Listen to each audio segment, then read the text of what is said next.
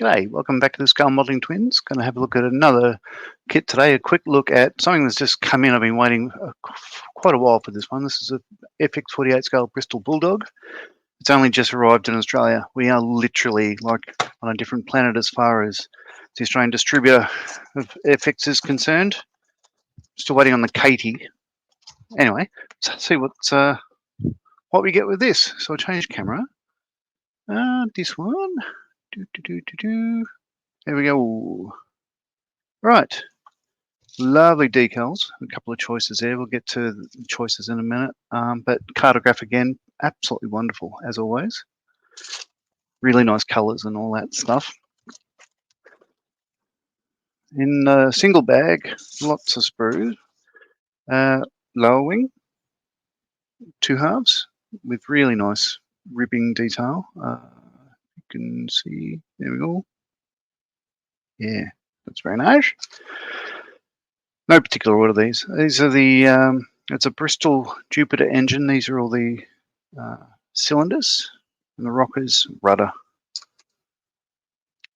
Spruce C, I do like the way Airfix are doing this now. It's easy to spot which spruce what. So these are the cabane struts. What else we got? The guns. Yeah, gun collection chutes, all that good gear. Clear parts, tiny, there's not much there. But there's a very small windscreen. I won't take these out, you'll understand. And a big spotlight under the base of the wing. We'll get to that in a sec. This is a main sprue with all the goodies, big A on it, so I'll give Airfix a big A for that.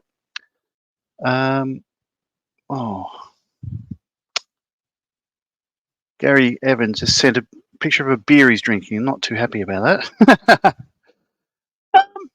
And a big shout out to Gary's stuff. So fuselage halves, really nice. So the subtle sort of ribbing for the linen covered rear, and of course the aluminium, polished aluminium nose on it, and the 2 spots on the side for there's 103 on each side that would shoot just beside the pilot.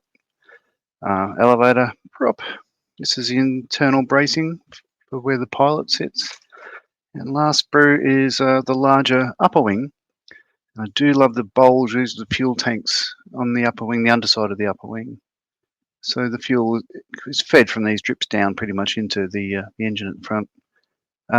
Yeah, wheels have a lovely little bit of,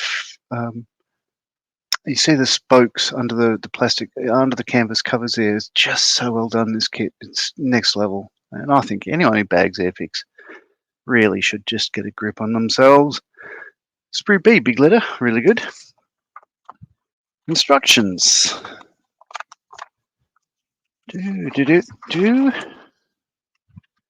No particular order. It's standard, pretty much. Building up the the internal structure of the cockpit. I'm so looking forward to this. Got a note here. So the DP generator provided electrical power for the wireless radio equipment. It was removable and therefore not always seen fitted to the aircraft. So if you want them, you can fit them there. Cylinder heads or places, you're putting in the aerodynamic fairings around the base of the engine there. Going on to assembling the top wing, lower wing, the cabane struts, the outer wing struts. Getting it all together and then putting the engine together, and it's a full page there. So each of the cylinders, once the fuselage is together and everything else, you plonk the cylinders in one by one, and there's a certain sort of direction they go, port and starboard. It's all shown there. 20-pound bombs. Got a, looks like a Vickers gun on top. Saying for experienced models who may wish to add them to the model, the positions of many bracing wires and control cables are indicated on the following steps. What I really like about these is the way they've done it is quite logical, that you've got the lowercase letter goes to the uppercase letter on the upper wing, and that's for everything here. And that's, I think, a really good idea. Yeah, so little p goes to big P, that sort of stuff. It's not going to be too hard to follow. It's not enough rigging to scare me. And if you want to fit the radio as an option, you can put in the long wires, VHF. 3 marking options. So you got number 3 scored an RAF, which is quite nice. That's a big position light I was talking about under the base of the lower wing there. This one's 17 scored an RAF. So this one was yeah, up Avon, Wiltshire, as is this, 1930, 1929. So different squadron, different marking, and this one is the one that I would be doing if it wasn't for another option. So this is yeah, Royal Australian Air Force, No. 1 flying training school at Point Cook in Victoria, which incidentally is the world's longest continually operating airfield, military airfield in the world. With a book, this is a lovely picture of, a very clear picture. So the aircraft that's modelled there is A12-1, which is at the centre one there. And yeah, it's a standard RAF scheme, just without the serial numbers on the lower wing and upper wing. What is really cool about this one, I've been waiting for these to come out. Hannants have just released a decal sheet, a supplementary decal sheet, if you want to do a different scheme. But what I'm quite excited about is this option. Well, looking at the other ones, the lower one is a 19 squadron at Duxford, which incidentally is not far off the original 72nd vintage boxing of the same aircraft. So no one there. So this is K2158, where the one in this kit is K2159. But yeah, very similar. Beautiful, beautiful model. This vintage one is a lot of fun to put together as well. It did have bracing. This flew a couple of weeks ago off the bench, so I had to glue the top wing back on. So I'm going to put the struts back on when I get around to it, doing other things. The center one is a yellow stripe. Is, sorry, turning it around, 54 Squadron, Hornchurch. The top one is very cool indeed. So this is the one that Douglas Bader crashed and lost his legs in. It's K1675 of 23 Squadron, based at RAF Kenley in the UK in 1931. They're all quite similar. The only difference between any of these are the different squadron colours, and to this day they still carry the colours on a lot of the squadrons that are still active. But I do particularly like the idea of building Douglas Bader's 1/48 scale. And the decals that come with this, again, they should go down very well indeed. They're just really, really nice sort of detail there. The yellow looks washed out on this camera, but believe me, it's a beautiful yellow. So that's quite interesting. And on a recommendation from Gary Evans of Gary's Stuff, he had mentioned that these are available as well.